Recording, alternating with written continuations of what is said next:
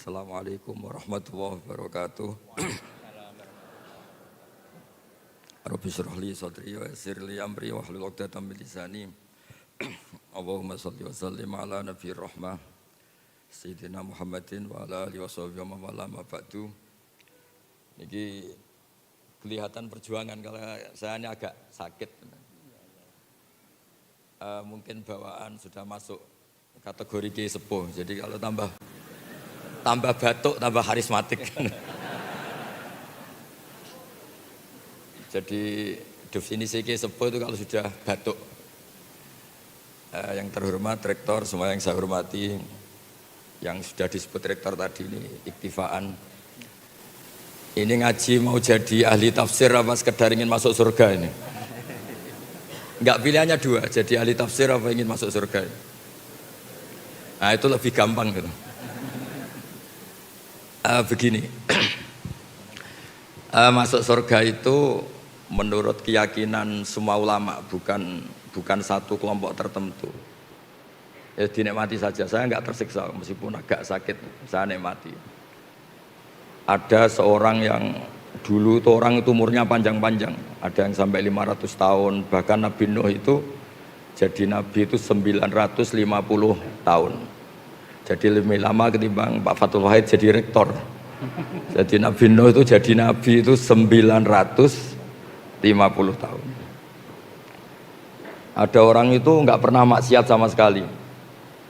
Dia selalu taat, dia selalu ibadah, nggak pernah maksiat.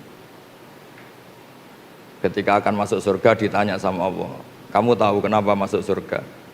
Ya tahu ya Allah, karena saya tidak pernah maksiat, selalu taat.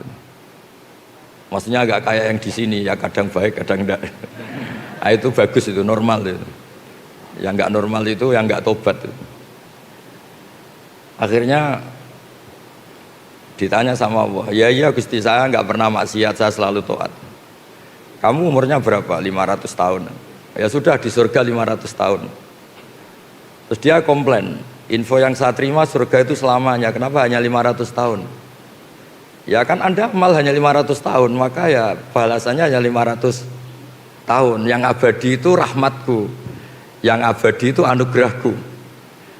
Amal Anda terbatas, maka surga Anda juga terbatas. Monggo. Monggo Pak Heri, monggo. Ya saya ulang lagi ya. Artinya andaikan surga itu karena amal kita, yang amal kita terbatas, maka surga kita akan apa? Terbatas. Yang tidak terbatas adalah anugerah Allah Subhanahu wa taala. Sehingga saya tadi bilang, kalau Anda ngaji di sini hanya ingin masuk surga itu gampang sekali. Karena ini terkait anugerah Allah yang tidak terbatas. Tapi kalau Anda ingin ngaji sebagai ahli tafsir lah, itu yang kualifikasinya agak berat. Mungkin saya sakit juga karena biasanya saya ini ayem tenang karena didampingi Pak Kures, ini didampingi Pak Fathul Wahid. Jadi kayak kaget itu.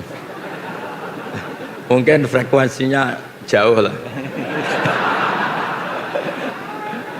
Jauh itu kan, saya ini orang akhirat, dia kayaknya keberatan ngelepas jabatan rektor. Saya tadi cerita ke beliau, saya itu punya teman kiai itu wajahnya banyak yang gak ganteng. Tak tanya, kenapa engkau gak ganteng padahal kiai sudah 50 tahun. Saya ini jadi kiai, Gus, mulai kiai sampai sekarang itu orang salam tempel ke saya itu maksimal 50.000. Itu saja punya rezeki kalau ada orang mati katanya. Jadi kalau Pak Fathul Wahid mau daftar nyai, siap-siap rezekinya hanya 50.000, 20.000. Makanya agak siap beliau. Terus saya teruskan masalah tobat tadi. Salah dan baik atau baik dan salah itu ada konsep dalam Al-Quran. Ini contoh ini agak ekstrim, tapi mohon didengar. Orang yang kadung salah atau terlanjur salah itu Quran masih ngasih solusi, wa yadruuna bil hasanati sayyi'ah. Setelah salah itu langsung menyusuli atau menutup dengan hasanah, dengan kebaikan. Kalau bahasa Nabi, wa'at bi'is sayyi'atal hasanata tamhuha. Kalau habis salah langsung baik, pasti kebaikan itu bisa menutup kesalahan Anda. Bahkan bisa menghapus, bukan sekedar menutup, tamhu. Saya sering berpikir dan diroyah itu kajian, kayak contoh tadi namanya kajian. Anda misalnya ya ini naudzubillah min dzalik. Anda ngalami uang Anda dicopet misalnya 10 juta atau bahkan 50 juta. Anda mangkel sekali sama copet itu. Tapi pas istri Anda mau ditabrak mobil atau anak Anda mau ditabrak mobil, kebetulan copet itu yang menyelamatkan. Dan dia atas nama kemanusiaan saja menyelamatkan. Kayaknya Anda memaafkan itu mudah sekali karena Anda kehilangan uang 50 juta tapi anak Anda selamat. Jadi saya pernah ditanya kiai, ditanya beberapa orang, masa iya Gus kebaikan itu bisa menghapus kesalahan? Terus saya beri contoh tadi. Andaikan Anda dicopet, kemudian copet itu yang menyelamatkan Anda dari kecelakaan, kayak apa? Anda terima kasih dan mungkin Anda segampang itu melupakan kesalahan copet tadi. Nah ini penting saya utarakan karena dulu ini cerita-cerita dulu zaman orang baik. Itu kalau tobat itu seperti itu. Jadi dulu kata Umar, sahabat Umar, saya ini ketika kafir sering bikin takut orang Islam. Maka ketika saya Islam harus sering bikin takut orang kafir. Makanya ketika dia Islam pertama, dia itu ditanya Rasulullah, kamu mau kemana Mar? Mau ke rumah Abu Jahal. Pertama dia ke rumah Abu Jahal, ditodok Abu Jahal keluar, terus kata Umar, kamu tahu saya sekarang apa? Saya sudah Islam. Jadi kalau kamu macam-macam sama Nabi Muhammad berhadapan sama saya itu satu-satu ke rumah Abu Jahal, Abu Lahab dan seterusnya. Sehingga ada ketakutan orang kafir mengganggu Nabi. Dan itu awal Islam disuruh dakwah jarrah, disuruh fasda bima tu'mar, disuruh terbuka dakwahnya. Begitu juga secara sejarah Khalid bin Walid itu panglima perang orang kafir dan dia menang tuh karena keahlian strategis. Sahabat itu ya manusia ya kayak kita lah, dalam watak-watak manusia kayak kita. Jadi intinya perang, sahabat itu di atas, beberapa sahabat mungkin ya kayak yang depan kita semua itu. Diprovokasi Khalid seakan-akan kalah, ngelepas beberapa harta ghanimah, harta rampasan. Dikira mereka kalah, terus orang Islam turun, Khalid muter di atas gunung, terus memanah umat Islam itu. Padahal Nabi sudah pesan para pemanah itu nggak boleh keluar dari gunung. Ya gunung di Arab itu saya paling 20 meter, 15 meter, jangan bayangkan kayak gunung apa Merapi, bukan. Makanya bisa manah. Kalau seperti gunung Merapi ya nggak bisa kan. Singkat cerita akhirnya umat Islam ini kalah karena satu menyalahi strategi yang dicanangkan Rasulullah, dua karena kepandian Khalid bin Walid. Ketika dia masuk Islam itu beliau bilang, kepandian strategi perang saya akan saya gunakan untuk umat Islam. Nah yang sekarang saya sering risau ini kalau ada preman pasar tobat itu terus jadi merebut masjid, maka yang meneruskan dia di pasar tetap preman. Harusnya secara teori fikih, sebagaimana saya dulu bikin ketakutan di pasar, sekarang tobat saya bikin ketentraman di pasar. Jangan terus jadi merebut masjid, penerusnya lebih jahat. Jadi tobat itu kalau dulu itu sebanding dengan tanda kutip kesalahan yang pernah dia lakukan. Kalau tidak banding maka seperti tadi nggak sambung. Saya ulang lagi, kalau tidak banding itu tidak apa? Sambung kayak tadi, dia mengganggu hak adami yaitu bikin orang takut, kemudian tobatnya dia hak kuwah hanya jadi merebut masjid atau wiridan, kan tidak sambung. Sehingga di ngaji ini berarti ini kita ngaji kedua, mungkin beberapa ingin jadi ahli tafsir ya bagus. Jadi begini tafsir itu, karena ini tidak ada Pak Kures, memang acara beliau di sini itu Desember, ini memang acara orang yang merasa kayak Pak Kures. Jadi tidak Pak Kures tapi merasa kayak Pak Kures dengan rasa yang bisa dipaksakan sama. Jadi begini, di ulumul Quran itu ada istilah asbabun nuzul. Dari kacamata ilmu, saya sering cerita, Nabi Muhammad tuh suka dahar, suka makan. Kalau makan tuh di depan umum. Saya ulang lagi, kalau dahar itu di depan umum. Terus kalau sakit ya kelihatan sakit. Bahkan beliau itu pernah naik onta, sama ontanya itu pas sama Sayyidah Sofia itu dijatuhkan, ya sampai jatuh betul. Singkat cerita ada sahabat yang dengan tanda kutip agak kecewa, kok Nabi saya tidak sekeren Nabi Isa.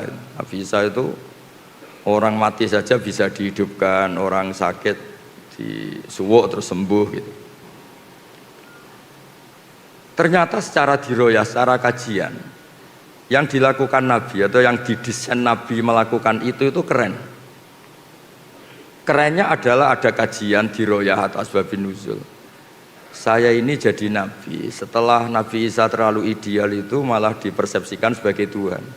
Jadi saya, orientasi terbesar saya adalah memperlihatkan kalau saya ini manusia. Itu kalau Anda tidak mengkaji seperti itu, Anda akan janggal ketika Allah menstatuskan nabinya hanya begini. Wa ma arsalna qablaka minal mursalin, seterusnya terus illa innahum la yaquluna ta'ama wa yamshuna fil aswaq. Saya tidak ngutus para rasul kecuali mereka itu apa? Mereka itu makan. Layak kuluna makan, wa yamshuna fil aswaq, dan jalan-jalan di pasar. Enggak usah diganti di mall. Ini kan janggal, masa misalnya Pak Rektor saja tak kasih gelar Pak Rektor itu sering marung, kan enggak keren. Inginnya kan profesor ini sering nulis, kajiannya dimuat di majalah internasional, inginnya masih seperti itu. Tapi Allah itu mensifati nabinya, Nabi Muhammad itu siapa? Nabi yang makan dan jalan-jalan di pasar. Tapi setelah kita kaji, ternyata ini adalah sifatul basyariyah yang tunafi al-uluhiyah. Itu cara Nabi melawan dirinya tidak dipertuhankan. Sehingga ini keren sekali. Jadi keren itu adalah ngikuti sudut pandang. Saya pernah ketemu kiai itu khusyuk sekali. Satu hari itu sholat sunat dilakukan semua. Dia sering puasa dalail, puasa terus kecuali yang diharamkan puasa. Terus dia itu entah bermimpi entah apa, cerita pokoknya merasa solehnya itu kalah jauh sama saya. Terus sowan saya, Gus, saya ini semua ibadah sudah saya lakukan, tapi insting saya, perasaan saya kalah jauh soleh dengan jenengan. Padahal jenengan itu ya jarang sholat sunat, jarang puasa sunat. Terus saya tanya, kamu ingin dijawab jujur apa ingin dijawab pura-pura? Terus dia bilang, dijawab jujur. Itu kalau orang soleh kayak kamu semua itu tidak ada yang masuk Islam, karena dikira Islam itu mewajibkan puasa setahun. Juga dianggap Islam itu mewajibkan sholat qobliyah, ba'diyah, sampai orang itu capek. Tapi kalau orang melihat saya kiai ngopi-ngopi, terus kadang-kadang ya jagungan Pak Fatul Wahid, terus gak jelas lah pokoknya, gak jelas pokoknya. Ya kayak pak orang Islam di Indonesia itu kan senangnya ngopi-ngopi, kongkoi-kongkoi, apalagi kalau sedang takut istri kan tidak pernah pulang. Ngopi-ngopi, santai. Sampai semua masjid penuh itu, saya dulu ya pernah husnudzon tapi kecewa. Tak tanya kenapa engkau sering di masjid, kalau di rumah ada yang ganas. Kenapa sering di masjid? Kalau di rumah itu AC-nya bayar sendiri, kalau di masjid gratis katanya. Begitu juga masalah MCK dan sebagainya. Itu kasus nyata loh, bukan bualan saya, bukan. Saya ini kan termasuk, kata orang banyak loh, bukan kata saya termasuk ketop lah. Pas mau ngajar di sarang, di pondoknya Mbah Mun itu, di tengah perjalanan saya ingin ke kamar mandi. Itu pengurusnya lari-lari karena saya dianggap ketop, lari-lari buka kunci. Tak tanya, kenapa dikunci? Orang kampung sini Gus, itu kalau kebelet mau ke kamar mandi itu dari rumah lari ke sini. Karena kamar mandinya lebih apa? Baik, lebih bersih. Terus kalau di rumah itu AC kipas angin bayar, makanya ke masjid karena tidak usah apa? Bayar. Oh, tak kira yang sering ke masjid itu iktikaf, pondok sudah ada hubungannya itu. Artinya gini, berkahnya orang Islam itu sering jagongan, rileks. Orang itu kalau neliti Islam itu kok jadi Islam itu enak gitu. Ngopi-ngopi, jabat, rektor, ya dapat fasilitas, kok enak gitu jadi umat Islam. Coba kalau kita ngajarkan yang ikhlas, jadi rektor udah usah gaji, mobilnya angkot gitu. Jadi pengurus badan wakaf kayak Pak Widodo, Pak Arsoyo udah usah gaji, cukup naik motor butut. Tidak ada yang mau masuk Islam. Intinya kalau Islam terwakili kesolehan Anda yang berlebihan itu tidak ada yang mau Islam. Jadi soleh kayak Anda itu bahaya menurut agama. Terus dia itu tertawa-tawa. Kayaknya jenengan bener Gus. Ya enggak. Tapi soleh Anda teruskan saja karena biasa khusyuk. Kalau kamu kayak saya enggak bisa. Desainnya sudah apa beda katanya. Tapi tetap yakin bahwa kamu sama saya itu keren saya katanya. Itu teruskan katanya. Itu yang sering selalu beda antara ahli fikih sama ahli thariqah. Karena ahli thariqah itu dengan tanda kutip memuja kesolehan. Ahli fikih enggak, tapi mohon jangan ditiru ini, terutama yang kadang khusyuk jangan. Haram pokoknya yang kadang khusyuk haram. Ahli fikih itu perhitungannya tuh unik. Ini agak sensitif tapi ini hadis sahih. Saya sering cerita ke Barsoyo. Ini tak jamin hadis sahih. Nabi dulu tuh ya tarawih ya jamaah, tapi jangan ditiru kan. Hari keempat itu Nabi tidak ke masjid. Orang nunggu semua, Nabi gak keluar. Terus kata Nabi, Umar itu, Sayyidina Umar itu, kalau kita bilang sahabat Umar itu, sampai cara Jawa itu bengok-bengok. Nama Sibyan wan Nisa, ini orang sudah tidur, Nabi gak keluar. Ada yang pura-pura notok apa, pokoknya memancing supaya Nabi itu keluar. Ternyata Nabi gak keluar di malam keempat ini. Nabi gak mau keluar. Terus paginya Nabi bilang habis sholat subuh, Nabi itu memang punya adat kalau habis subuh kadang ngentikan. Tapi dulu belum diistilahkan apa? Kultum ya, apa kultum ini. Saya tahu yang kamu lakukan tadi malam, tapi saya memang sengaja. Kalau saya tiap hari sholat nanti dikira sholat fardu. Dan nanti menjadi wajib karena saya melakukan tiap hari, maka Anda harus melakukan tiap hari. Karena takut dianggap wajib, maka saya tidak keluar.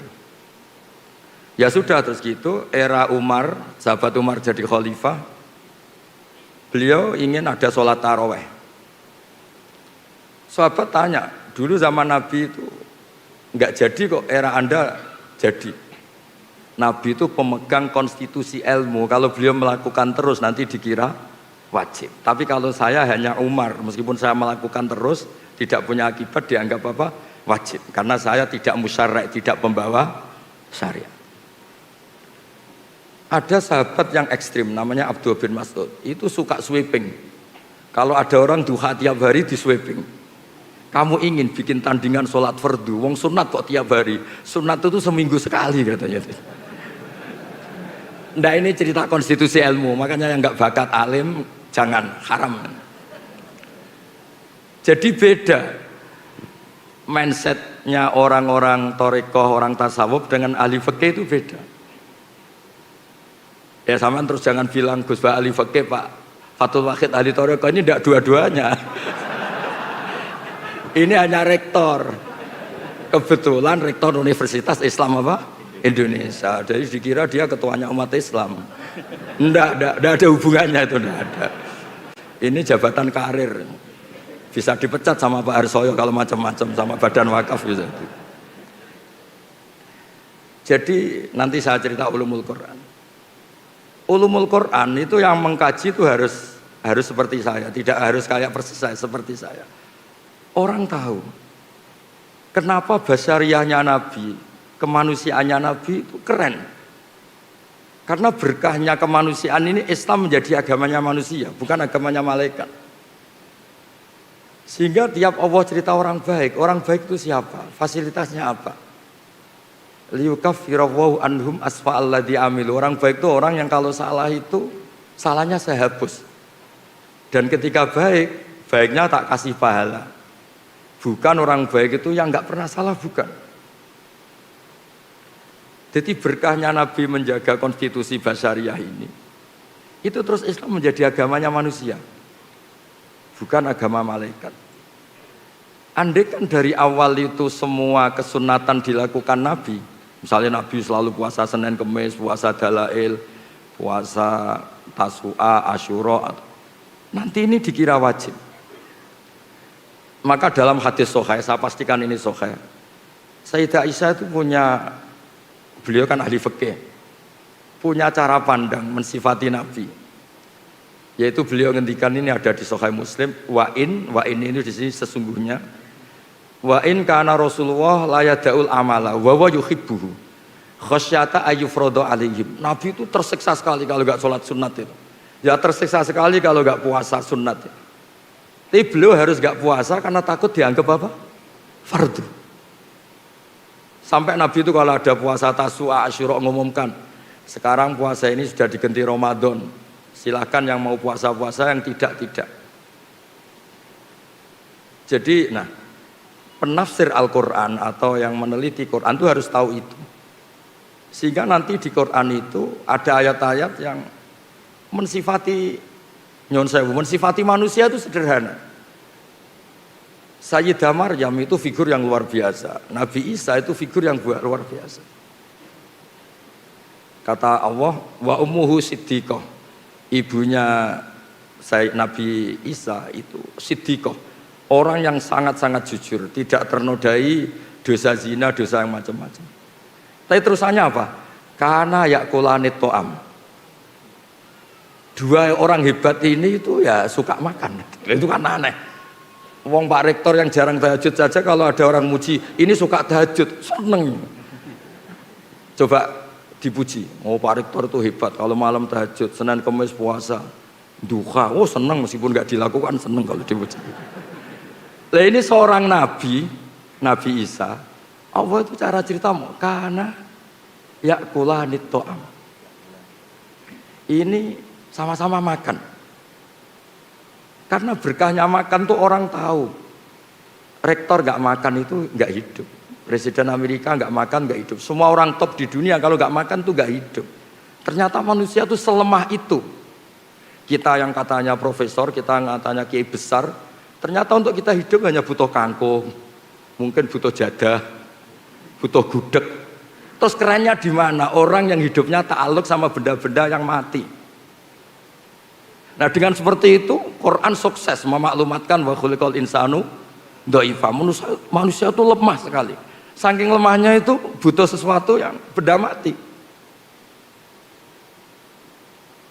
Sebab itu Quran biasa ngendikan untuk nabinya afa imma ta'u kutilang qalabtu Muhammad, apapun hebat Anda mati. Bahkan ada kemungkinan mati Anda ini terbunuh. Terbunuh itu kan kesannya agak keren, enggak jaduk, enggak sakti. Tapi itu diperlihatkan Allah supaya jelas dimerkasi Allah yang baki, yang abadi. Manusia apapun hebatnya itu dhaif, rentan. Makanya kelirunya kita kadang-kadang ngomong ini orang terhebat di dunia, ini orang nomor satu di Indonesia, orang terkuat di dunia. Sebetulnya kata Imam Syafi'i ketika menafsirkan ayat wa tawakkal 'alal hayyil ladzi la yamut, kamu itu harus tawakal sama zat yang enggak pernah mati, enggak bisa mati.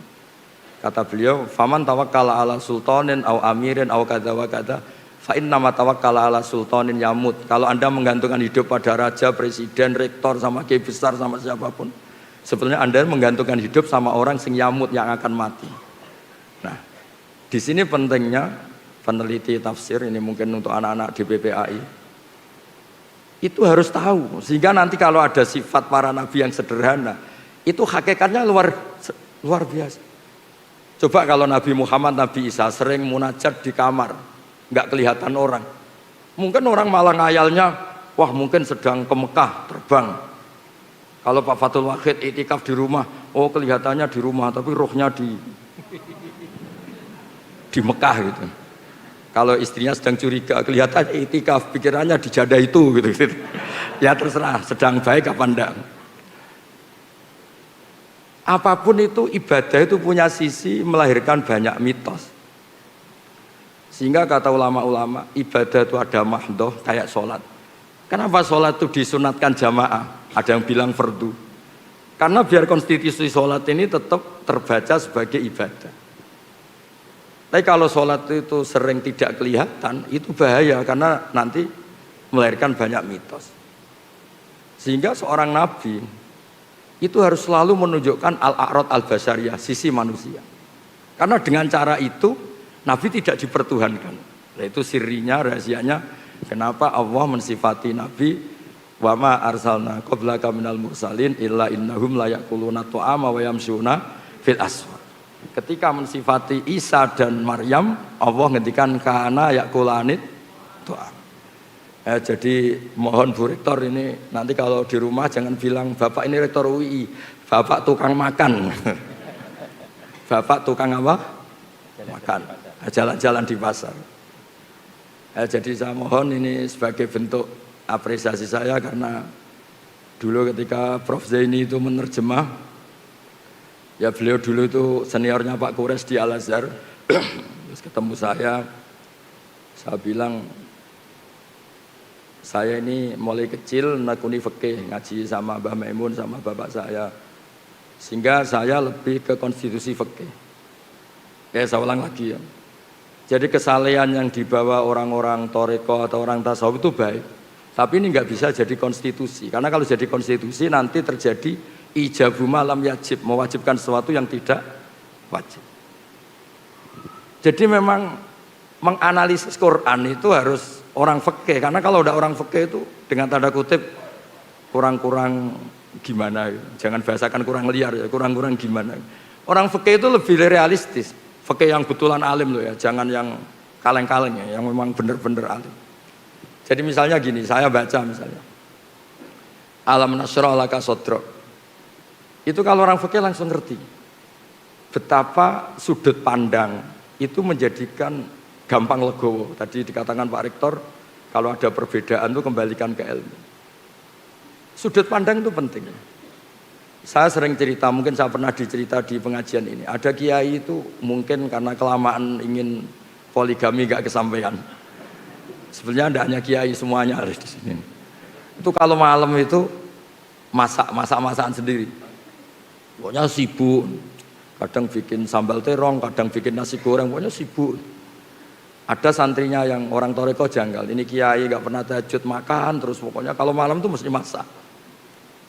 Ternyata kiai ini tetap wali, tetap dekat Allah. Terus dia cerita, Jong dalam kitab yang saya baca, di usul fikih itu ada kaidah, ini di Lubul Usul karangannya Syekh Zakaria Al-Ansori. Saya baca, saya hafal. Ithmamin mubakhin ila wa yatahaqqaqu bihi tarku haramimma. Fayal zamu minas sukun tarkul qatli wal zamu minas sukut tarkul qadzaf. Karena tidak ada sesuatu yang mubah yang dibolehkan Allah, kecuali sebetulnya saat Anda lakukan itu terjadi tarkul haram, meninggalkan haram. Artinya gini Bu Rektor, kalau Pak Wahid di rumah tidur, jangan katakan tidur alhamdulillah suami saya tidak dugem, alhamdulillah suami saya tidak nyari-nyari perempuan lain, bahkan saya pun nggak dicari karena tidur. Sehingga dengan status seperti ini tuh keren, karena ini namanya tarkul haram, meninggalkan haram.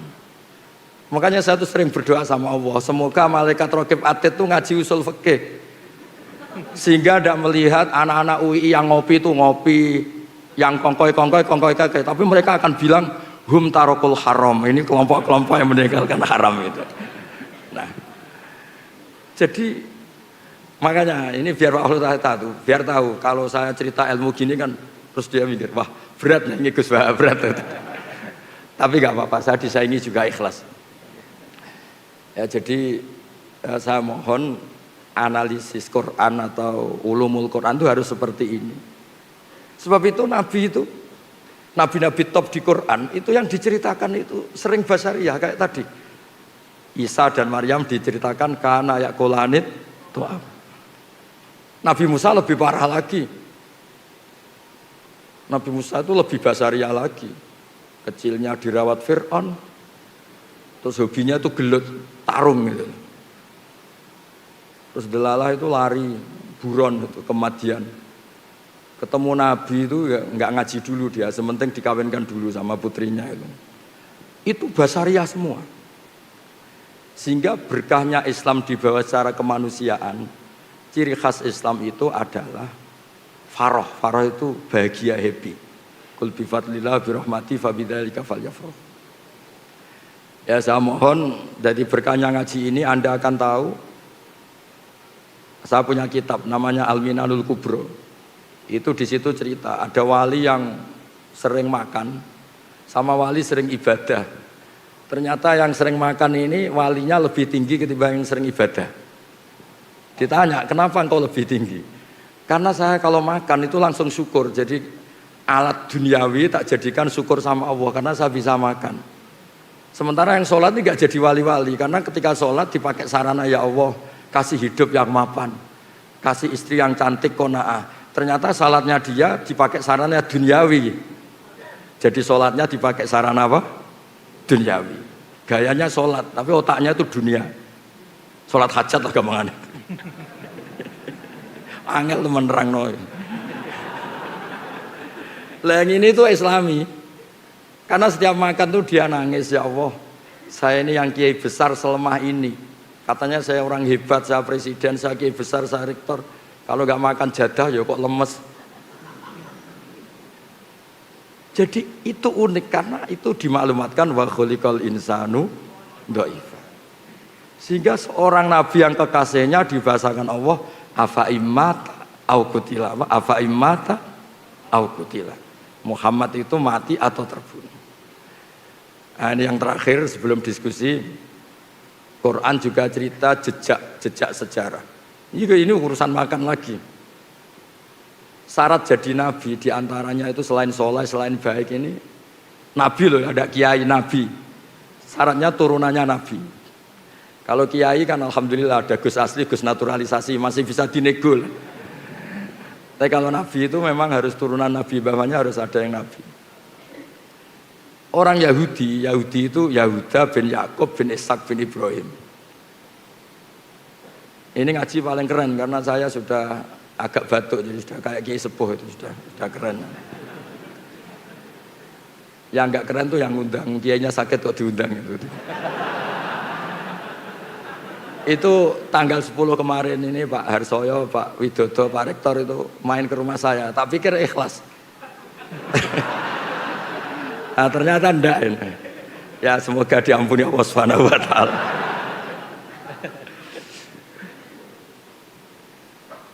Ya supaya ini kan haji ya, saya cerita haji. Orang Yahudi itu enggak percaya, orang Arab itu kan utak-utuk kayak gitu modelnya. Masa iya jadi nabi? Karena bangsa yang nggak suka baca, orang Arab tuh nggak suka baca. Kok tahu ada nabi itu dari mana asal-usulnya? Itu Allah kalau cerita itu unik. Dan ini semuanya basariah. Nabi hebat sehebat itu ternyata dari cerita basariah. Nabi Ibrahim itu suami yang takut istri. Ketika dia menikahi Hajar itu diusir sama Sarah. Sarah ini istri pertama yang cantik. Hajar diusir. Di mana-mana kalau diusir ya lari. Singkat cerita karena beliau Nabi sama Allah itu dilarikan ke Mekah. Bukan dari Jepara ke Jogja, bukan ke Mekah. Kalau Jepara sama Jogja sama-sama enggak kota suci. Diusir ke Mekah. Setelah di Mekah namanya Hajar itu kan istri-istri yang baik. Tidak usah ditiru karena bahaya kalau niru ini enggak kuat. Para ibu-ibu enggak kuat, enggak usah niru. Terus setelah di Ka'bah, dekat Ka'bah ditinggal. Hanya dikasih satu ketel air sama beberapa makanan. Yang paling 2 hari pasti habis. Sudah punya anak Ismail masih kecil. Ketika Ibrahim pulang, itu ditanya, maksud kamu gimana? Ninggal anak dan istri di bumi yang tidak ada makanan. Yang ditanya ya makanan. Bukan nggak ada sajadah, bukan nggak ada makanan. Tapi setelah ini yang religius tetap religius, ini makomnya ahli fikih. Yang tetap khusyuk nggak apa-apa. Cuma khusyuk yang berfikih. Khusyuk yang apa? Berfikih. Kalau saya ini berfikih yang nggak perlu khusyuk karena konstitusinya memang nggak boleh khusyuk. Setelah itu nggak jawab. Itu khasnya lelaki. Kalau nggak bisa memenuhi hajat istrinya itu nggak bisa jawab. Lama-lama sampai ketiga terus apa Allah yang menyuruh ini? Ibrahim hanya ngangguk, manduk. Kata Sayyidah Hajar, idzan la yudiuni. Kalau gitu saya tidak akan disia-siakan. Singkat cerita terus dia kesana kemari menjadi Safa Marwah. Lama-lama dapat Zam-Zam. Terus lama-lama Ibrahim kesana. Dijak bangun Ka'bah. Ka'bah sudah ada dulu tapi belum terbangun sebagai bangunan. Itu pertama Nabi Ibrahim berdoa, ini ya juga urusan rezeki. Ya Allah, Mekah itu negeri yang tandus. Tapi saya mohon semua orang tertarik sama Mekah. supaya menghasilkan banyak rizki. Ya jangan biasakan banyak cuan, banyak apa, rizki. Nanti terlalu gaul. Masa iya Nabi Ibrahim bilang apa? Cuan. Nanti dikira Nabi Ibrahim ikut Gen Z kan repot nanti. Tapi yang didiskusikan pertama dengan Allah itu ya rizki. Singkat cerita terus Ibrahim dan Ismail bangun Ka'bah. Kemudian karena Nabi Ibrahim itu keramat, kaki yang dipakai nginjek batu itu membekas. Dan itu yang dipakai dalil Allah berargumentasi ketika orang Yahudi ragu. Masa iya orang Arab itu ada yang turunan Ibrahim? Terus Allah bilang fi ayatum bayyinatum maqamu Ibrahim. Bukti kalau Ibrahim pernah hidup di Mekah itu ada jejak kakinya. Dan bukti kalau Ismail tinggal di Mekah itu ada prasastinya Robbana inni askantu min dzurriyyati biwadin ghairi zar'in. Saya pastikan Ismail ini supaya diam di Mekah.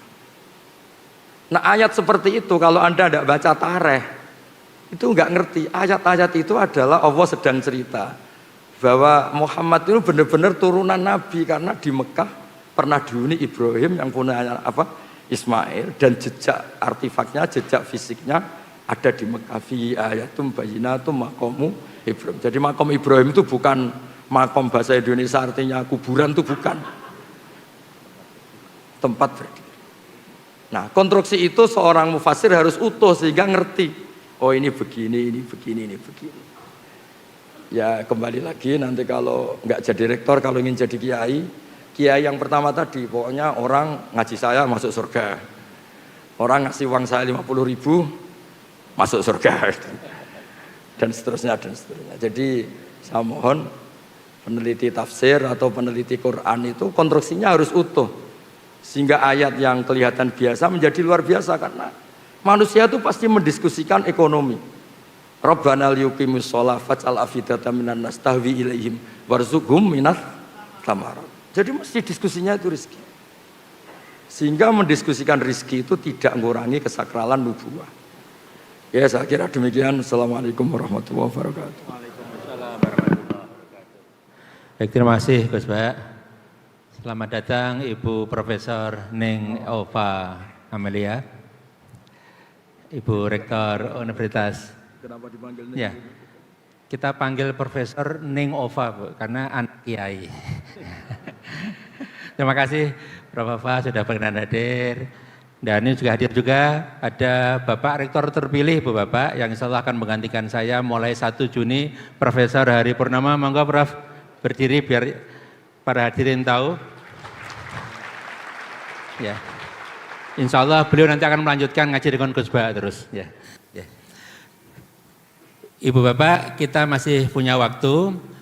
Kita buka ruang diskusi sesi pertama. Mungkin 3 orang, ada yang dari kelompok putra dan kelompok putri. Yang putra ya, Ustadz Hashim satu, yang satu yang belakang pakai peci semua ternyata. Ya, ya yang pakai peci ada putihnya. Nah nomor 2, Anda ya, ya itu ya. Kemudian yang putri satu, yang sini dulu Bu ya. Sini 1 sama sana 1, oke, berdua. Panitia bisa sudah 4 dulu, 2 putra, 2 putri. Panitia mau dibantu mikrofonnya? Ustadz Hashim dulu. Terima kasih Pak Rektor. Assalamualaikum warahmatullahi wabarakatuh. Waalaikumsalam warahmatullahi wabarakatuh. Teman-teman apresiasi kepada Gus Baha yang masih kersuara meskipun gerah, semoga segera sehat kembali. Juga pada Prof. Fathul, Pak Rektor yang akan tinggal menghitung hari mau selesai, juga Pak Rektor terpilih, semuanya jazakumullah kalau jazak dunyan wa ukhron. Amin, amin. Saya mohon penjelasan dari Gus Baha kaitannya dengan tema hari ini, peluncuran ulang Al-Quran, terjemahan artinya dari UII yang apakah kemudian ada hal baru Gus dibandingkan dengan yang sebelumnya. Sekaligus saya mohon penjelasan beberapa hal terkait dengan kebahasaan, baik bahasa Arab maupun bahasa Indonesia. Satu, isim dhamir nahnu itu kan bisa 3 fungsi ya. Satu lil mutakallim ma'al ghair wa huwa mukhatab atau kita gitu ya. Yang kedua il mutakallim ma'al ghair wa huwa mutakallim aidon atau orang pertama jamak, kami gitu ya. Yang ketiga bisa juga lil mutakallim wahdah al-mu'azzim nafsah, bermakna orang pertama tunggal dan itu untuk penghalusan saya gitu ya. Tetapi sepanjang saya membaca Quran terjemahan, apakah itu saya Depak atau Kemenak sekarang atau UII, sepertinya tidak pernah ada yang menerjemahkan nahnu itu dengan saya. Meskipun dalam bahasa Indonesia boleh juga kami itu berarti orang pertama tunggal untuk orang besar, untuk raja. Tapi maksud saya kalau orang baca nggak paham, dia mengira kalau kami itu pasti jamak itu, tidak tunggal. Tadi juga dibaca ayat inna nahnu nazzalna dzikra wa inna lahu lahafizun, juga kami gitu. Meskipun lalu muncul tafsir, oh ya kami itu Allah kemudian menugaskan malaikat yang menurunkan. Tapi kan tetap beda, otoritas absolut tunggal tetap pada Allah. Nah, apakah tidak sebaiknya kemudian ada yang diartikan saya itu untuk mempertegas itu adalah ilmu mutakallim wahdah al-mu'azzim nafsah gitu ya. Ini satu, ini yang pertama. Yang kedua, mau istinaf, saya mengapresiasi Gus Baha, saya tadi sempat buka Quran terjemahan UII. Ketika wau istinaf itu sudah tidak lagi di terjemahan kata dan. Meskipun menurut saya harus membandingkan, mohon maaf nyebut nama Quran terjemahan yang lain, Depak misalnya, Kemenak sekarang itu selalu pakai dan, meskipun istinaf itu. Nah ini salah satu yang membedakan, yang saya lihat di UI tidak. Jadi kalau istinaf tidak ada terjemahan dan. Tapi yang saya mohon penjelasan Gus Baha terkait dengan wawul wawu atof tapi atful jumlah lal jumlah. Dalam bahasa Arab dimungkinkan, ya, tapi dalam bahasa Indonesia kan enggak. Kata dan itu tidak boleh untuk awal kalimat, karena dia kata penghubung antar bagian dari kalimat, apakah itu kata, apakah itu frase. Jadi mestinya kalau kita pakai uslub bahasa Indonesia, karena tidak ada atful jumlah lal jumlah, maka tidak boleh awal kalimat itu dan. Nah, saya lihat masih ada di misalnya Al-Baqarah ayat 42 wala talbisul haqqa bil batil, itu masih ada kata dan gitu. Apakah tidak sebaiknya dipertegas, disesuaikan dengan uslub bahasa Indonesia yang tidak mengawali kalimat dengan kata dan. Satu lagi Gus, terakhir untuk dhamir munfasil antum atau kum. Ya, satu lagi ya. Terakhir Nusawu. Tadinya mau banyak tapi karena enggak enak. Mau soal tanyakan tobatnya koruptor tadinya, karena tadi soal tobat, gimana tobatnya koruptor, tapi sok fokus saja. Terakhir, kata antum atau kum nomor mutasil itu pengetahuan saya kalau dalam bahasa Indonesia kan untuk orang kedua jamak. Tapi kenapa dalam terjemahan itu dipakai kata kamu itu? Apakah tidak sebaiknya untuk mempertegas itu kalian? Termasuk menurut saya Gus, di UI masih kamu, lakum dinukum waliyadin, bagimu agamu, kenapa bukan bagi kalian, agama kalian gitu. Untuk mempertegas bahwa ini jamak gitu. Demikian, terima kasih, kurang lebih mohon maaf. Assalamualaikum warahmatullahi wabarakatuh. Waalaikumsalam warahmatullahi wabarakatuh. Sudah 4 pertanyaan tadi. Ya, terima kasih Pak. Kita catat, kemudian yang belakang ya. Ya. Sebutkan nama ya dan asal mungkin ya. Nanti akan dikontrol oleh admin. Ya.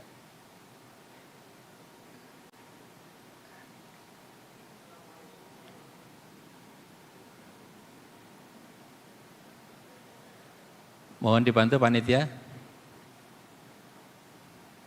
Ya.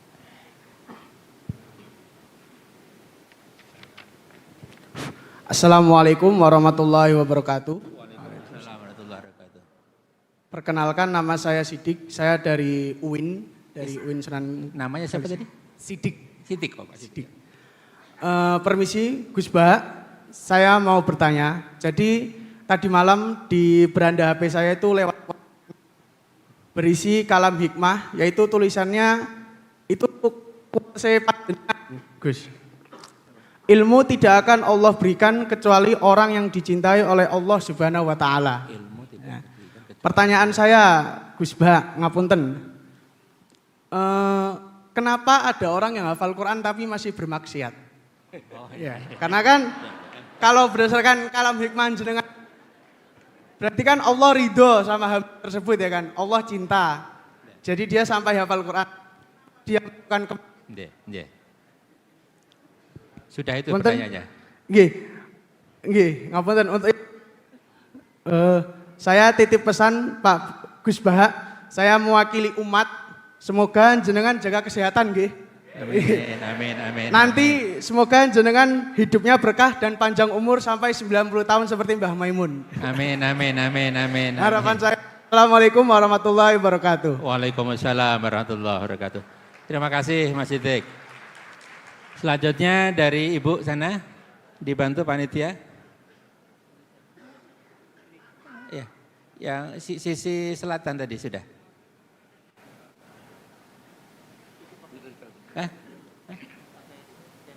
Tadi yang sudah saya nunjuk sana. Yang pojok tadi sana pakai jilbab abu-abu sama yang jilbab putih tadi ya.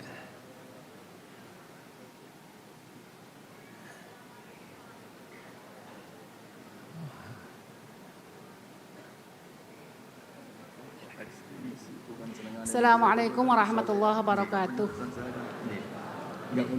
Pada Ya, ini nyambung Gus tadi. Baha yang saya hormati, tadi Gus Baha mengatakan orang baik itu belum tentu orang yang belum pernah melakukan kesalahan. Yang pertama itu mohon penjelasannya. Dan yang kedua tadi Gus Baha juga mengatakan sesuatu yang tidak wajib jangan diwajibkan. Tapi pada saat-saat ini ada yang sesuatu yang makruh kok malah diharamkan. Contohnya orang yang tidak suka merokok, yang benci sekali sama rokok, rokok kuwi haram. Nah gitu misalnya. Jadi mohon penjelasannya, maaf ya. Ya. Cukup sekian dari saya. Saya Uswatun Hasanah dari Magelang. Assalamualaikum warahmatullahi wabarakatuh. Waalaikumsalam warahmatullahi wabarakatuh. Baik, terima kasih. Satu lagi tadi.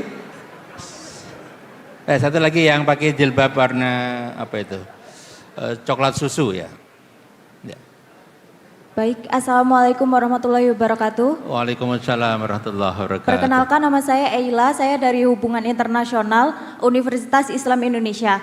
Tadi mengutip sedikit dari Gus Baha bahwa sudut pandang itu penting.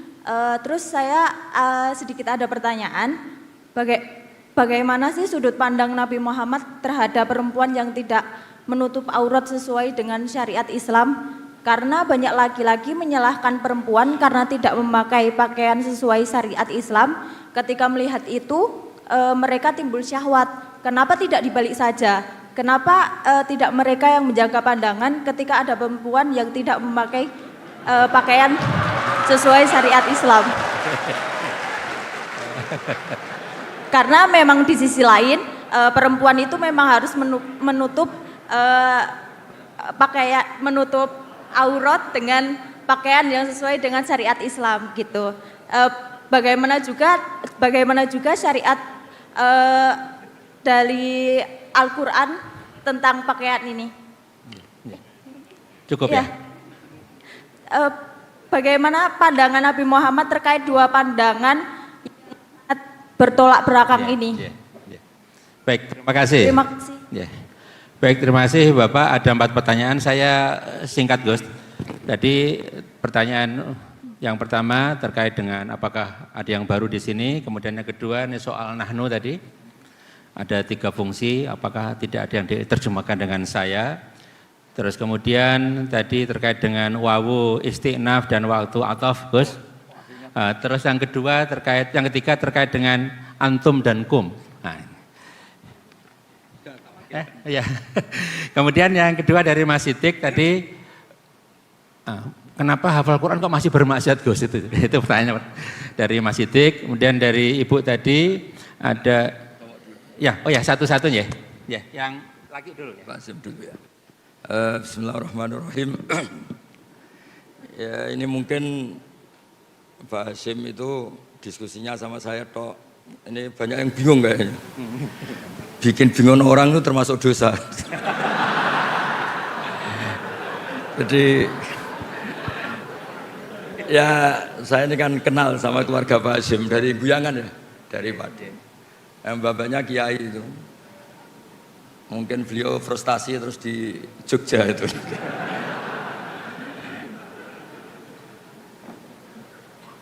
Jadi dulu itu di antara kenapa Abu Hanifah itu jadi wali besar, itu ada hadis la turawi'ul mu'min, jangan bikin orang mukmin itu kaget. Itu kalau Abu Hanifah ketemu orang yang hutang beliau, itu yang sembunyi Abu Hanifah. Saya ulang lagi, ada orang ngutang sama beliau, Abu Hanifah itu kaya. Itu kalau ketemu yang sembunyi itu Abu Hanifah, ditanya, kenapa engkau yang sembunyi? Di mana-mana orang ngutang, kalau ketemu yang ngutang itu kaget. Jadi kalau saya ketemu maka saya dosa karena bikin orang apa? Kaget. Itu memang unik, memang Abu Hanifah itu unik.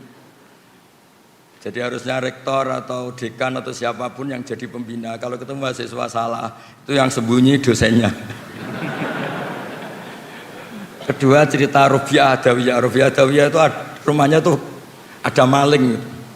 Robiah Adawiyah itu sembunyi sampai maling jatuh keluar gak bawa apa-apa. Ditanya, kenapa yang sembunyi engkau? Saya ini malu sama malingnya karena tidak ada apa-apa yang bisa dicuri. Jadi saya hari ini syukur betul, saya pas agak sakit, agak batuk ngaji. Saya tadi bilang ke istri saya, mungkin ini fase saya jadi kiai sepuh, jadi kalau ngajar sudah sambil batuk-batuk itu sudah. Begini, saya kebetulan ngikuti Prof Zaini itu mulai 2004 sampai beliau wafat 2000 berapa 19 ya? 2019. Ini ada Bu Ova putrinya. Beliau menerjemah itu berdasar keahlian beliau sekolah di Al-Azhar itu sastra Arab. Saya pernah menanyakan yang ditanyakan Pak Hashim, kenapa kami kok nggak diterjemah saya atau saya kok kami? Beliau itu hanya jawab gini, kok kalau kalian dari antum kok kasar? Hanya alasannya kasar. Saat itu saya juga tanya Pak Kures karena beliau ikut di Kemenak. Juga per menteri yang ini Pak Nazar itu saya juga dapat SK termasuk diberi hak untuk ikut merubah kalau ada yang gimana di Kemenak. Itu sama-sama Pak Zaini sama Pak Kures itu sama-sama bilang gini, termasuk judul ini dari Prof Zaini termasuk dari Pak Kures, semua dianjurkan pakai judul ini Al-Quran Karim dan terjemahan artinya. Jadi bukan dan terjemahannya tapi dan terjemahan artinya. Jadi karena bahasa Indonesia itu tidak akan mewakili bahasa Arab atau bahasa aslinya. Nah, terkait nahnu tidak diterjemah saya padahal wakilnya itu Allah atau al-mu'adzim nafsa, itu banyak ulama yang bilang gini, ketika Allah cerita nahnu itu memang melibatkan banyak orang, banyak pihak. Misalnya nahnu khalaqnakum, itu memang karuan Allah sentral, tapi kan untuk menjadi manusia itu ada hubungan suami istri, ada macam-macam. Begitu juga inna nahnu nazzalna dzikra, melibatkan Jibril, dan Quran ini dijaga juga melibatkan banyak yang hafal Quran ini itu. Maka pakainya nahnu. Tapi kalau Allah itu sendiri dan memang hanya sendiri, itu Allah tidak pakai iyana tapi iya itu fa'iyaya fa'budun, fa'iyaya farhabun. Itu, tapi saya ulang lagi itu hanya analisis. Tapi itu diyakini banyak ulama Al-Azhar. Terus kedua, tentang isti'naf. Memulai kata itu ada dua, ada yang memang benar-benar permulaan. Ada yang hakikatnya itu tidak permulaan, itu yang menjadikan Pak Zaini atau Pak Kures atau Kemenak sekarang itu. Ya kadang-kadang beda, tapi tetap ada kata dan. Misalnya begini, innal abrara lafi naim wa innal fujara lafi jahim. Itu memang wawunya sudah bisa ndak ataf, bisa ataf. Nah, melihat adat Allah itu menyebut dua hal, habis cerita surga, neraka, cerita orang baik, orang jelek. Maka tradisi menyebut dua hal ini terus menjadikan wawu di mana ini tetap dan. Begitu juga wala talbisul haqqa tadi. Sebelum itu memang sudah ada nasihat-nasihat yang banyak. Kemudian terkait apakah ada penambahan di sini. Kalau nambah enggak. Tapi saya dulu pernah pamit sama Prof Zaini untuk fikihnya itu memang banyak catatan kaki dan itu era beliau. Era beliau cuma beliau kan sastra, yang disuruh nekuni itu saya. Karena ya ini semoga nggak terjadi. Problem kitab suci itu kan mujmal itu global. Sehingga kalau diterjemah pakai harfiah itu memang resikonya tinggi. Misalnya gini, Nabi Lot tuh kecewa betul sama kaumnya yang homoseks. Tapi ketika kecewa malah dengan tanda kutip bikin kata-kata yang riskan. Yaitu beliau ngendikan, haula ibanati hunna darulakum, kamu jangan mendatangkan kepuasan Anda lewat lelaki. Saya ini punya putri banyak yang lebih suci bagi kamu. Tentu menjadi halal itu nunggu dinikah. Tapi beliau hanya ngendikan hunna adharulakum. Begitu juga tentang nikah. Nanti bisa dicek di awal juz 5. Ada ayat yang bunyinya hanya gini. Famastamta'tum bihi minhunna fa'atuhunna ujurahun. Perempuan itu setelah kamu nikmati, maka yang penting itu kamu kasih ujurohunna. Ujur itu jamannya ujroh. Nanti kan kayak transaksi orang nakal yang setelah dipakai itu bayar. Nah makanya tadi promosi saya pertama saya bilang mufassir itu latar belakangnya harus ahli fikih supaya tahu kalau ujur di situ artinya mahar. Jadi terjemahnya adalah perempuan yang sudah Anda nikahi, saya ulang lagi, perempuan yang sudah Anda nikahi dan sudah Anda nikmati, yaitu sudah hubungan suami istri, maka mahar itu baru menjadi wajib. Karena mahar itu wajib itu dua. Satu wajib binafsil akdi, itu nisful mahri. Dua wajib karena jima, karena hubungan suami istri. Jadi mahar menjadi wajib 100% itu nunggu famastamta'tum bihi, sudah dinikmati. Nah hal seperti ini kalau diterjemah letterlek itu bisa kayak nyuwun sewu nikah mut'ah, nikah yang pakai waktu, yang hanya nikmati terus bayar. Nah, di sini dibutuhkan kepedulian para pakar tafsir, terutama yang nulis. Untuk ini jelas di sini tak ditulis oleh Pak Zaini, saat itu saya juga usul istri-istri Anda yang sudah Anda gauli, maka kasihkan maharnya, bukan ujur di mana apa? Ujrah. Jadi makanya kan disepakati ulama kalau mengkaji Quran itu hadisnya harus bagus, fikihnya harus bagus karena konstruksinya tadi. Contoh terakhir, fa'inama tuwallu fathamma wajhuh. Kamu menghadap kemana saja, itu di sana ada ridho Allah. Itu kan kesannya kayak ada harus madhep kiblat, madhep Ka'bah. Padahal itu enggak, itu bahasa emosi, bahasa emosi. Allah itu tersinggung ketika orang Yahudi itu ngatur-ngatur agama. Maunya apa sih Muhammad itu kemarin sudah baik-baik madhep Baitul Maqdis. Kenapa sekarang dipindah ke Ka'bah? Terus Allah marah bilang arah itu milik saya, terserah saya mau ke timur ke barat terserah saya. Jadi terserah saya itu dalam konteks saya ini punya otoritas penuh untuk menentukan kiblat. Bukan berarti Allah membolehkan kita sholat semaunya. Itu kan ibarat ada orang nyalahkan saya misalnya, Gus, anak Anda kok kamu kasih uang 1 juta, 2 juta, bukankah ini boros? Terus saya bilang, ini uang saya, terserah. Mau dipakai, apa mau dibakar, apa mau diapain, tidak apa-apa itu uang saya. Kata dibakar itu mau mengungkapkan kemarahan, tapi bukan berarti bakar uang itu halal. Sama, fa'inama tuwallu fathamma wajhuh itu, Allah sedang marah terhadap gugatannya orang Yahudi. Nah, bukti kalau Allah marah, mereka diredaksikan saya kulus sufaha, apa? Saya kulus sufaha. Nah, ya kira-kira gitu dan seterusnya, Pak. Jadi kok hafal Al-Quran masih bermaksiat? Ini sidik, ini kriminal itu tanyanya.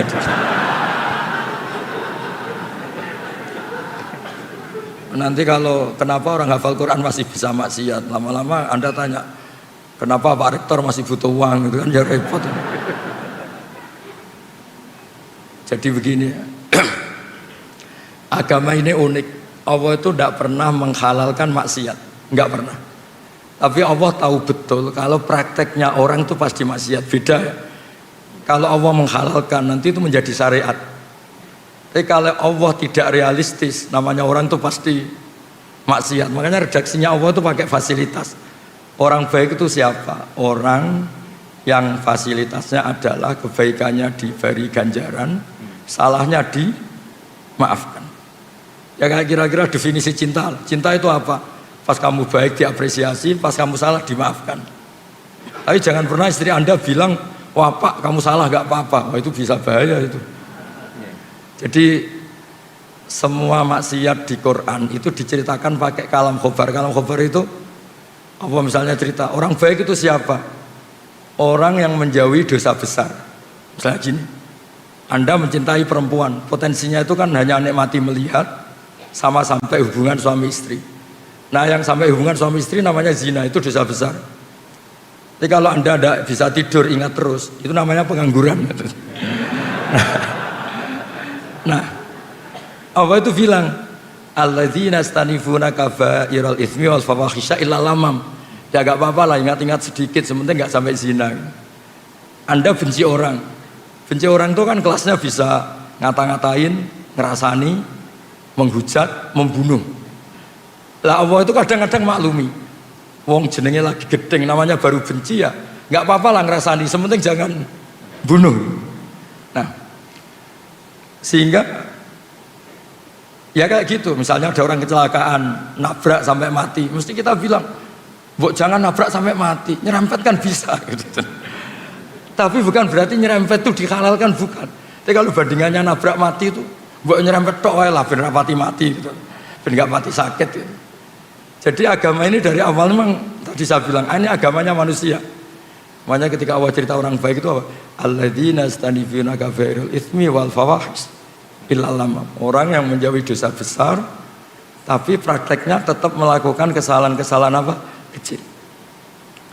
Dan itu nggak bisa dihindari. Tapi saya ulang lagi, agama nggak boleh bilang kalau itu halal, karena nanti bahaya menghalalkan yang haram. Tapi jangan dinafikan, karena kalau dinafikan itu menjadi tidak realistis. Sama lagi, kalau dinafikan itu menjadi enggak. Makanya tadi Mas Siddiq itu kriminal betul itu tanyanya itu. Lama-lama tanya, kenapa banyak kiai yang masih dosa? Kenapa banyak hafid yang wayab? Ya repot kalau gitu. Wong dosa itu bisa dimulai dari tidak maksiat. Dosa itu ada yang tarkul wajib. Jadi Anda di masjid iktikaf, saat itu istri Anda melahirkan, butuh pertolongan Anda, dan Anda tidak ada di sisinya hanya karena iktikaf, itu agama bilang itu haram. Karena meninggalkan wajib, yaitu ngerawat apa? Istri demi itikaf yang apa? Sunnah. Jadi bisa saja yang di sini itu sekarang haram, ya bisa saja. Ternyata di sana banyak kewajiban, ditinggal apa? Di sini. Tapi bisa saja taat, karena pas di sini berarti tidak masih. Nah saya kira demikian. Ini yang dari ibu-ibu, Bu. Yang pertama ini Gus, komentar lagi terhadap sesuatu yang tidak wajib jangan diwajibkan. Termasuk tadi jangan mengharamkan yang rokok contohnya tuh. Kemudian terakhirnya sudut pandang Rasulullah terhadap yang tidak menutup aurat. Enggak gitu loh di Kenapa nyalain perempuan? Di dua perspektif tadi Gus, dua sudut pandang. Rasulullah kira-kira yang mana Gus kira-kira? Begini. Jadi saya pernah cerita, mungkin di sini mungkin pernah cerita. Saya itu punya tamu, kebetulan teman-temannya bapak. 2 orang sudah sepuh. Pas rame-ramenya MUI dulu fatwa rokok itu wah haram itu. 2 kiai ini sepuh dan saya cium tangan karena sepuh. Gus, saya ini mau tanya, kalau Anda jawab haram tak lawan, kalau jawab halal saya setuju. Karena temannya bapak, dia cerita, saya ini kiai kampung Gus, hiburan saya itu kalau habis isya agak pulang, rokok-rokokan di masjid sama kelompok kiai-kiai yang nganggur itu, ya sambil rokokan. Karena kalau pulangnya terlalu awal tuh ngadepi istri yang belum jinak katanya, karena kalau sudah jam 11, 12 kan sudah islami katanya. Ini kisah nyata ini. Terus kenapa jenengan ingin rokok itu halal? Itu yang saya kaget tuh jawaban ini. Loh saya ini kan kiai Gus, hiburan saya kan nggak mungkin seperti anak-anak lihat dangdutan, saweran. Saya ini kan kiai, kan nggak pantas. Hiburannya saya hanya rokokan, kok masih diharamkan MUI, maunya apa? Jadi dia itu, saya ini kiai, kalau nggak kiai kan enak, bisa lihat dangdutan, saweran, lihat biskop. Saya ini kan kiai, kan nggak pantas. Jadi hiburan saya rokokan sambil nyesali nasib. Masa iya haram gitu? Nggih pun Mbah, untuk jenengan halal. Woyo.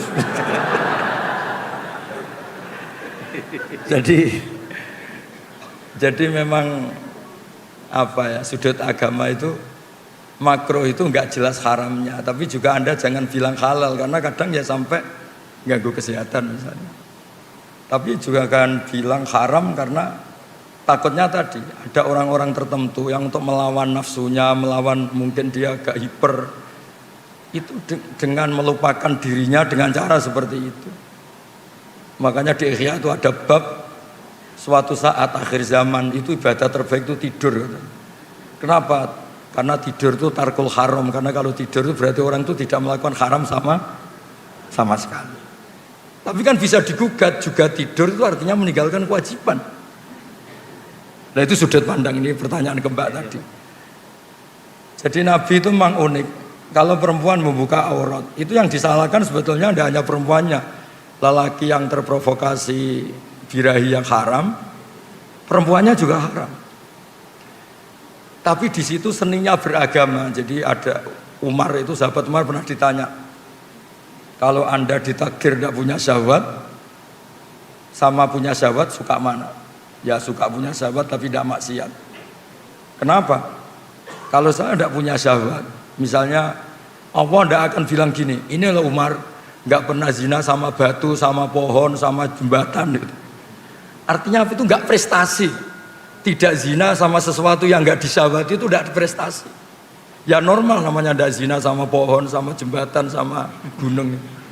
Yang hebat kan kita tidak zina sama orang yang mungkin kita seneng. Jadi berkahnya syahwat itu, Pak ini berkah ngempet itu jadi wali lah kira-kira gitu. Jadi memang seninya Allah itu liyabluwakum ya di situ ini. Jadi diuji itu karena kita punya syahwat, punya apa, tapi nggak melakukan. Kayak gini, Anda tidak suka uang, nggak prestasi, tidak korupsi. Itu yang prestasi itu suka tapi tetap tidak korupsi. Anda wataknya itu nggak lelaki banget, mungkin agak lelaki. Ketika tersinggung sama orang nggak tersinggung. Itu dulu kata Imam Syafi'i itu khimar. Orang nggak bisa tersinggung itu khimar, maksudnya nggak punya kepekaan. Tapi kita harus tersinggung karena kita dihujat harus tersinggung. Tapi karena kita Islami tidak kita wujudkan dalam perilaku, misalnya mukul atau nabok atau membunuh. Jadi ketika Allah ngendikan zina linnas syahwat minan nisa itu, Allah ingin mengapresiasi betapa hebatnya manusia soleh. Mereka punya syahwat, punya keinginan, tapi semua itu ditinggalkan karena saya. Makanya terakhir ijazah saya ini ada 7 orang yang spesial yang nanti dinaungi Allah yaumala dzilla illa dzilluh. Yang pertama itu Imam Adil, semacam-macam. Yang ketujuh ini nggak boleh diuji cobakan ini. Yang ketujuh ini haram diuji cobakan. Lelaki yang diajak perempuan cantik terus dia menolak hanya karena bilang ini akhafullah, saya takut Allah. Nggak usah diuji karena ini rawan nggak lulus. Tapi itu didiskusikan sama Nabi itu betapa hebatnya orang apa? Soleh. Biar yang diuji itu hanya Nabi Yusuf. Kalau Anda kayaknya tidak lulus. Zulaikha itu cantik, setengah baya, menarik. Ngajak Nabi Yusuf pas tuannya di kantor. Karena tuannya ini pegawai negeri. Nah, tapi yang diajak itu Zulaikha, bukan dosen UI. Jadi artinya gini, berkahnya kita punya syahwat, suka uang, suka ya, harta tahta wanita. Berkahnya itu malah kita menjadi orang hebat. Kok bisa Pak Rektor nggak korupsi padahal punya kesempatan? Kok bisa tidak mencabang kemana-mana karena diawasi kalian itu? Tidak karena soleh kali itu, nggak. Saya yakin nggak karena soleh itu. Nggak. Untuk husnudon soleh itu butuh dalil. Karena takut Allah. Takut istri atau takut Allah? Dua-duanya guys. Kalau takut Allah dan istri malah syirik. No.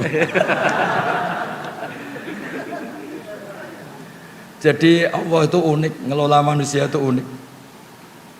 Makanya ketika Nabi itu tersinggung, ya marah. Kata sahabat, ihmar rawaju. Marah, kelihatan marah. Nabi pernah ditanya, Muhammad kalau engkau Rasul itu boyo yang keren.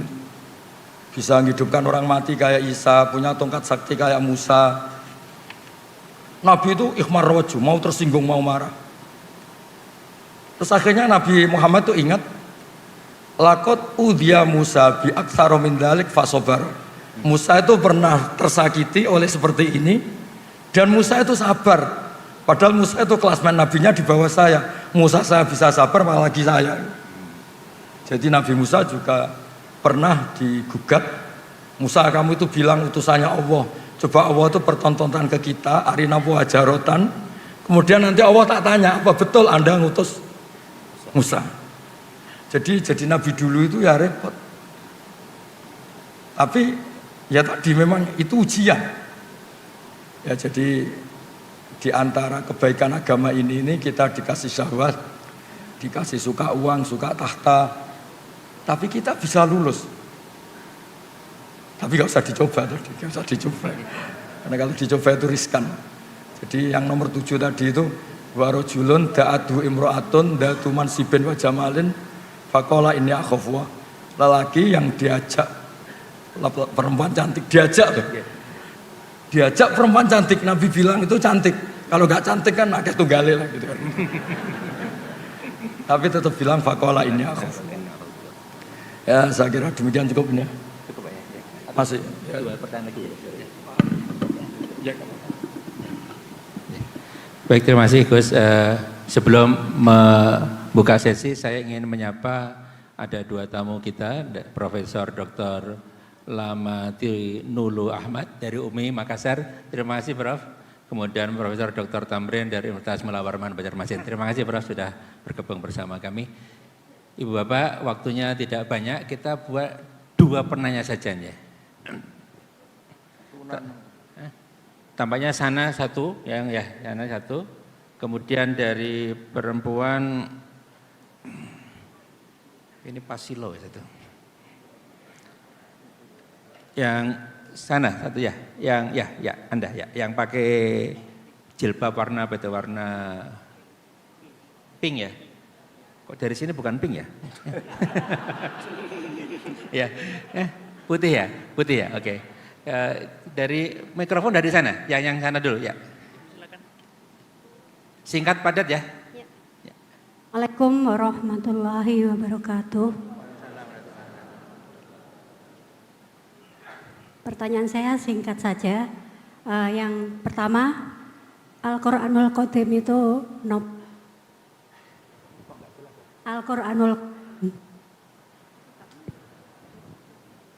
Al-Quranul Qadim. Yang kedua, selama ini kita meyakini bahwa Islam itu adalah agama yang paling sempurna dan Al-Quran itu adalah wahyu yang diberikan Allah kepada Rasul yang terakhir. Pertanyaan saya, apakah setelah Al-Quran itu Allah masih memberikan wahyunya pada kita umat manusia ini? Kemudian yang ketiga, Gak jadi singkat ternyata. Ya, singkat saja. Allah itu disifatkan wal awalu wal akhiru wal dhahiru wal batinu. Pertanyaan saya, Allah itu di mana? Itu saja. Sampun. Oh, di mana? Oke. Oke. Baik, ini pertanyaan kalam ini. Baik, kita catat. Kemudian yang tadi yang pakai jaket warna apa itu? Krem ya. Mau dibantu panitia?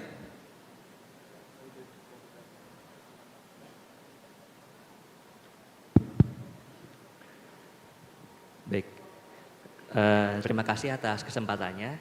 Perkenalkan, saya Lutfi dari Solo, Jawa Tengah. Izin bertanya, Gus Baha. di Indonesia ini kalau kami lihat indeks korupsinya cukup tinggi begitu. Ya. Tapi kalau kita lihat jumlah pesantren di Indonesia juga banyak. Ya. Kalau kita bilang beberapa negara yang yang korupsinya rendah seperti New Zealand atau Selandia Baru, Australia dan sebagainya, pesantrennya bahkan mungkin tidak ada. Pertanyaannya adalah, menurut panjenengan Gus Baha, bagaimana kita menyikapi dan bagaimana strategi kita sebagai umat Islam atau bahkan para kiai ulama untuk bisa meminimalisir atau bahkan mengurangi secara signifikan praktik korupsi yang ada begitu.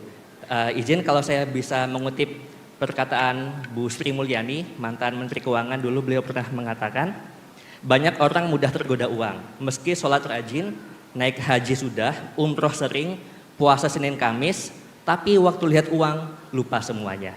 Begitu. Kemudian yang kedua ini ada titipan pertanyaan, mohon izin, apakah setan itu berupa zat atau sifat? Terima kasih. Kalam lagi setan.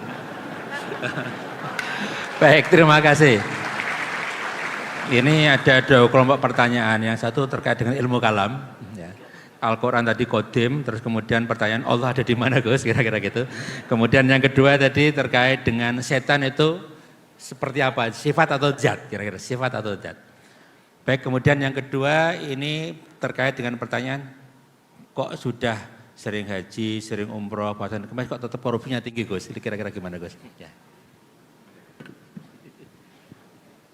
Nah, ini yang ngawur ini pertanyaannya ini. Begini ya, tak pikir Pak Lutfi gubernur. Begini ya. Jadi di antara yang ditakutkan Rasulullah itu nanti, ini mbaknya siapa namanya tadi? Mbak itu enggak agak boleh jelasin. Mbak ya, enggak nyebut nama tadi. Silakan.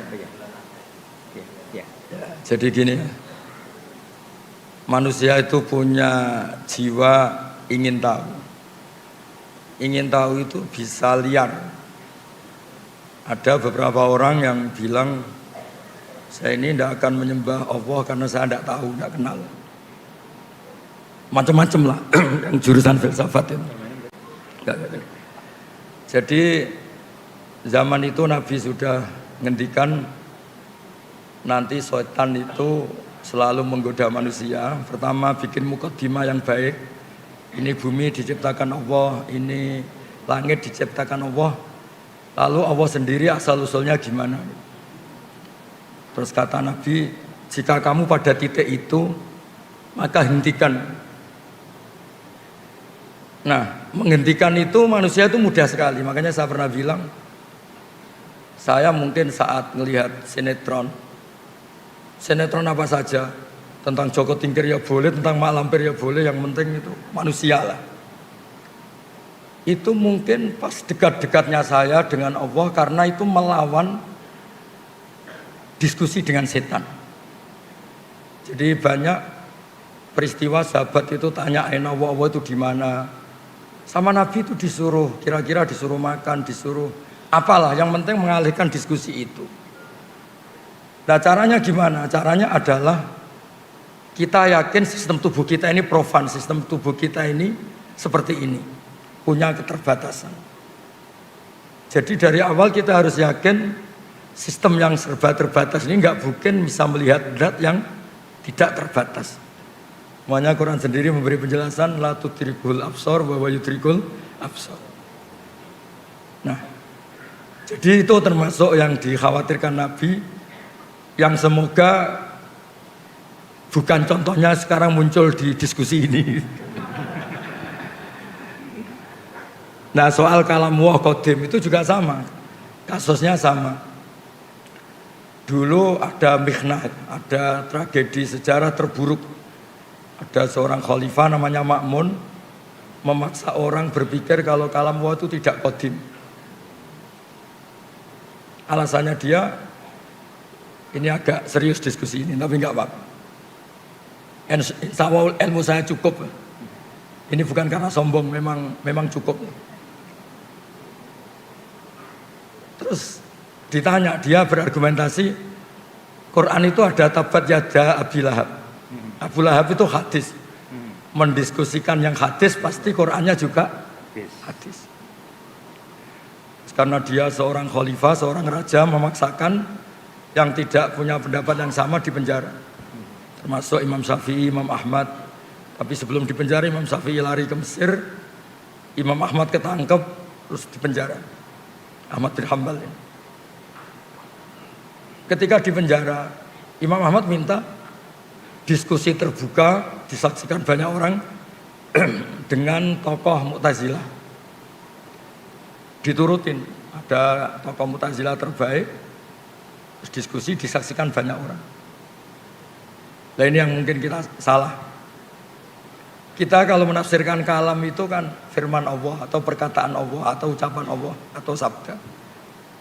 Setelah ketemu banyak orang, Imam Ahmad tanya,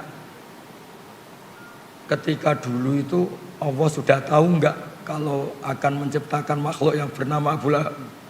Wah ya sudah tahu, Allah itu merencanakan semuanya ya dengan pengetahuan yang qadim. Termasuk Allah tahu sebelum menciptakan suatu saat Baha ini disuruh Pak Fathul Wahid ngisi pengajian meskipun Pak sakit. Saya enggak tahu secara fikih itu haram apa halal, enggak tahu. Kayaknya haram. Nah, si Abu Duat ini yang wakil Mu'tazilah, oh ya Allah tahu. Besok matahari terbit enggak? Iya terbit. Dari timur, iya dari timur. Anda tahu? Ya tahu. Terus Anda ngomong sekarang ya, satatlu syamsu ghadan, besok matahari akan terbit. Terus kalam Anda dengan peristiwanya dulu mana? Ya dulu kalamnya ketimbang peristiwanya. Nah, artinya apa? Gak ada korelasi antara Allah cerita Abu Lahab kemudian Quran itu hadis. Karena sebelum kejadian yang terjadi, Allah itu sudah melihat bi ilmin qadim dengan ilmunya yang dulu. Ya kayak Pak Fathul Wahid kan sekarang tahu kalau jadi rektornya tinggal berapa hari? Sekarang? Ya, seminggu lagi. Padahal belum terjadi. Berarti apa? Peristiwa sama pengetahuan dulu mana? Sama pengetahuan. Nah, wa kalamuhu ilmuhu. Kalamnya Allah adalah ilmunya Allah. Nah dulu Khalifah Ma'mun itu hanya terprovokasi. Quran itu diskusi tentang Abu Lahab, tentang perang Uhud, tentang si A si B, itu hadis. Berarti yang mendiskusikan juga hadis. Nah Khalifah ini kan nggak pernah baca banyak ilmu kalam. Makanya kata Imam Ahmad, yang membentuk pikiran kamu seperti ini siapa? Suruh ketemu saya, besok diskusi terbuka. Setelah diskusi itu ya keok, si wakil dari Mu'tazilah itu keok. Karena ditanya, ketika Allah dalam azali itu sudah merencanakan apa dadakan? Ya sudah merencanakan. Allah tahu kalau mau ada makhluk namanya Abu Lahab, ya tahu. Fakalamuhu ilmuhu, ya kalamnya Allah itu ilmunya Allah. Maka kalamnya bersifat qadim. Nah, soal pertanyaan tadi Mas Lutfi, Allah itu di mana? Kalau Anda ingin nyari ya tak tunjukkan alamatnya. Kalau Anda tanya untuk mempersulit narasumber namanya muta'annid, itu bisa dipenjara. Nah begini ya, Nabi itu unik. Ada pertanyaan yang dijawab karena itu dianggap baik secara rasa. Baik secara rasa. Sehingga ada seorang perempuan tanya, ya Rasulullah, aina Allah? Allah itu di mana? Nabi tanya, dijawab fis sama. Begitu juga kebalikannya, kalau ada orang tanya, dijawab fis sama. Allah itu di langit di atas, di langit itu di atas. Ketika Nabi Mi'raj menemui Allah itu digambarkan di atas, fis sama. Itu benar secara psikologis karena kita tidak mungkin mensifati Allah itu di bawah. Nah, tapi di atas itu menurut ukuran apa? Ukuran fisik apa non fisik? Di atas menurut fisik adalah ini bawah sana atas. tapi secara psikis, secara rohani di atas itu nggak terjangkau, nggak tersentuh. Artinya nggak tersentuh ya sudah, dengan sistem tubuh kita seperti ini, Allah itu terlalu atas untuk kita analisis, terlalu atas untuk kita sentuh, terlalu atas untuk kita amati atau kita perhatikan. Nah, makanya tentang Allah cukup kita mengatakan subhanah.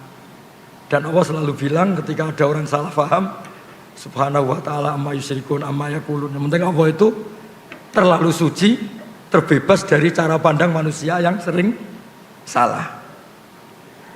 Ya, jadi makanya pentingnya wiridan subhanallah adalah orang biar ngerti kalau Allah itu suci dan persepsi kita ini jauh dari menyentuh itu. Jadi ini pertanyaan yang nggak perlu dijawab, cukup divonis itu kriminal itu aja. Karena memang itu karena itu memang termasuk provokasi setan. Jadi di antara itu betul ada hadis sahih itu. Nanti umatku itu digoda setan lewat pertanyaan yang mukadimahnya itu benar. Hadhil ardo khalaqahu Allah, ini bumi diciptakan Allah, ini makhluk diciptakan Allah. Lalu Allah sendiri asal usulnya gimana? Jika Anda terus mencari, maka ini sesuai kehendak setan, sesuai keinginan apa? Setan. Tapi kalau Anda berhenti, kamu tinggal makan, kamu tinggal jagongan, kongkoy-kongkoy, ini setannya bisa setruk. Maka saya mohon semua teman-teman yang sedang kongkoy-kongkoy, itu artinya sedang mensetrukkan apa? Setan. Karena Anda digoda dengan pertanyaan-pertanyaan yang bisa gawat, itu bisa masalah. Ya, saya kira demikian. Assalamualaikum warahmatullahi wabarakatuh. Waalaikumsalam warahmatullahi wabarakatuh. Terima kasih Gus Baha, terima kasih semuanya, para muhibbin, para tamu undangan yang sudah berkenan rawuh di acara hari ini. Kita sudah ngaji 1,5 jam, 2 SKS penuh. Nah, insyaallah kita akan berjumpa lagi di kesempatan yang lain. Mari kita bersyukur dengan mengucap hamdalah bersama-sama. Alhamdulillahirabbil alamin. Terima kasih. Wa'alaikum minkum. Wassalamualaikum warahmatullahi wabarakatuh. Waalaikumsalam warahmatullahi wabarakatuh. Masya Allah, terima kasih kami haturkan kepada Gus Baha yang telah mencerahkan kita semua dengan ilmu yang dibagikan, dan juga kepada Fathul Wahid yang telah memandu jalannya acara dengan baik sehingga dapat berjalan dengan baik. Bapak Ibu jamaah yang dirahmati Allah, kami mohon untuk tetap duduk di tempat dan tetap menjaga ketertiban hingga acara benar-benar selesai. Kepada Gus Baha dan Bapak Fathul Wahid dan juga tamu VIP lainnya untuk meninggalkan panggung acara. Alhamdulillahirabbil alamin. Bapak Ibu jamaah, dengan berakhirnya sesi diskusi dan tanya jawab menjadi penghujung dari rangkaian acara ngaji bareng Gus Baha hari ini. Terima kasih kami haturkan kepada Bapak Ibu jamaah yang telah hadir dan mengikuti pengajian baik secara luring dan daring melalui kanal YouTube Universitas Islam Indonesia. Mari kita tutup acara pada hari ini dengan bersama-sama melafazkan hamdalah. Alhamdulillahirabbil alamin. Kami segenap tim panitia memohon izin undur diri. Terima kasih atas segala perhatian dan memohon maaf atas segala kekurangan. Wabillahi taufik wal hidayah. Wassalamualaikum warahmatullahi wabarakatuh.